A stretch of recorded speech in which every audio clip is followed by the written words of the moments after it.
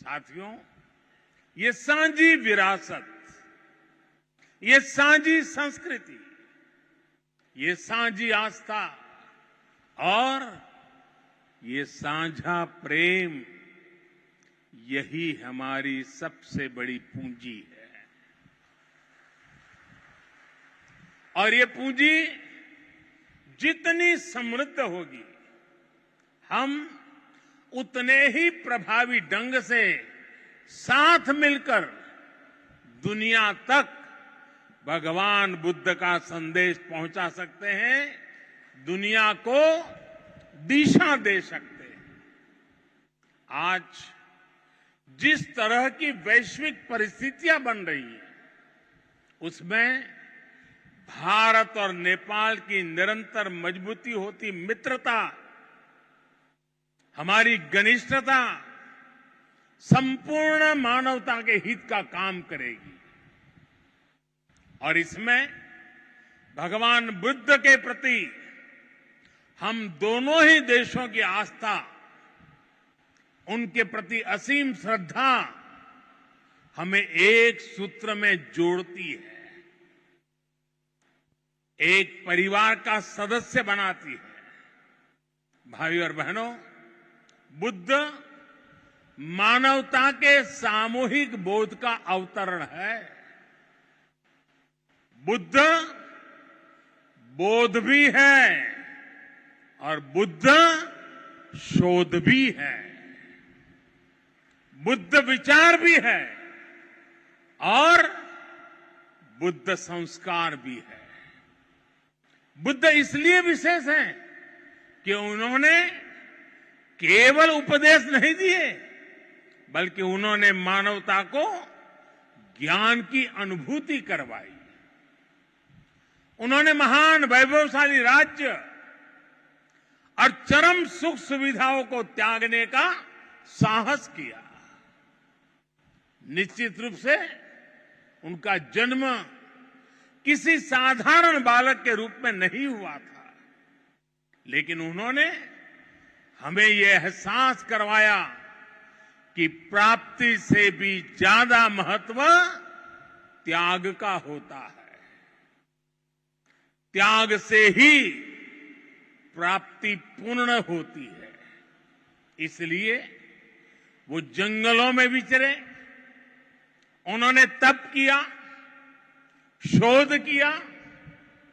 उस आत्मशोध के बाद जब वो ज्ञान के शिखर तक पहुंचे, तो भी उन्होंने किसी चमत्कार से लोगों का कल्याण करने का दावा कभी नहीं किया, बल्कि भगवान बुद्ध ने हमें वो रास्ता बताया जो उन्होंने खुद जिया था।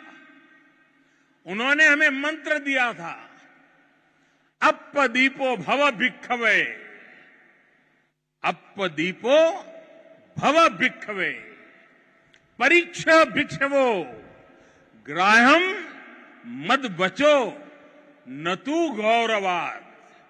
अर्थात अपना दीपक स्वयं बनो, मेरे वचनों को भी मेरे प्रति आदर के कारण ग्रहण मत करो, बल्कि उनका परीक्षण करके उन्हें आत्मसात करो।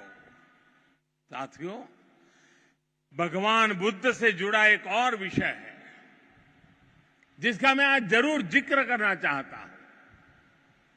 वैशाख पूर्णिमा का दिन लुम्बिनी में सिद्धार्थ के रूप में बुद्ध का जन्म हुआ।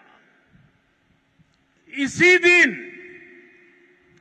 बौद्ध गया में वो बोध प्राप्त करके भगवान बुद्ध बने और इसी दिन कुशीनगर में उनका महापरिनिर्वाण हुआ।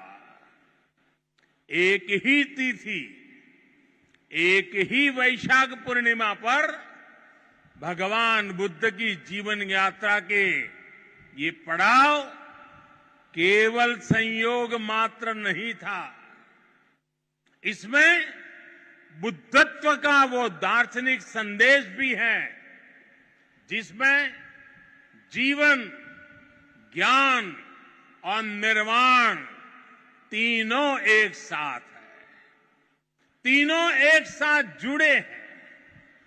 यही मानवीय जीवन की पूर्णता है और संभवतः इसीलिए भगवान बुद्ध ने पूर्णिमा की इस पवित्र तिथि को चुना होगा। जब हम मानवीय जीवन को इस पूर्णता में देखने लगते हैं तो विभाजन और भेदभाव के लिए कोई जगह नहीं बचती। तब हम खुद ही वसुधैव कुटुंबकम की उस भावना को जीने लगते हैं जो सर्वे भवन्तु सुखिनः से लेकर भवतु सब्ब मंगलम, भवतु सब्ब मंगलम के बुद्ध उपदेश तक झलकती है। इसलिए भौगोलिक सीमाओं से ऊपर उठकर बुद्ध हर किसी के हैं, हर किसी के लिए है।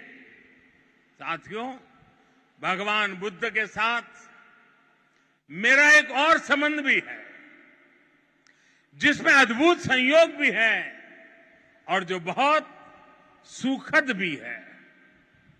जिस स्थान पर मेरा जन्म हुआ, गुजरात का वडनगर, वहां सदियों पहले बौद्ध शिक्षा का बहुत बड़ा केंद्र था।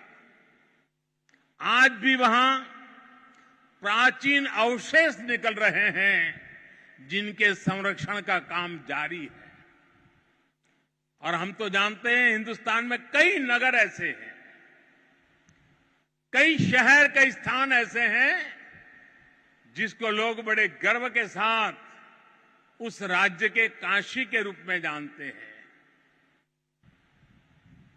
भारत की विशेषता रही है और इसलिए काशी के समीप सारनाथ में मेरी आत्मीयता आप भी जानते हैं। भारत में सारनाथ, बोध गया और कुशीनगर से लेकर नेपाल में लुम्बिनी तक ये पवित्र स्थान हमारी सांझी विरासत और सांझे मूल्यों का प्रतीक है। हमें इस विरासत को साथ मिलकर विकसित करना है और आगे समृद्ध भी करना है। इंडिया टीवी हर वक्त हर जगह डाउनलोड करने के लिए सर्च करें India TV news Google play store या ऐप स्टोर पर।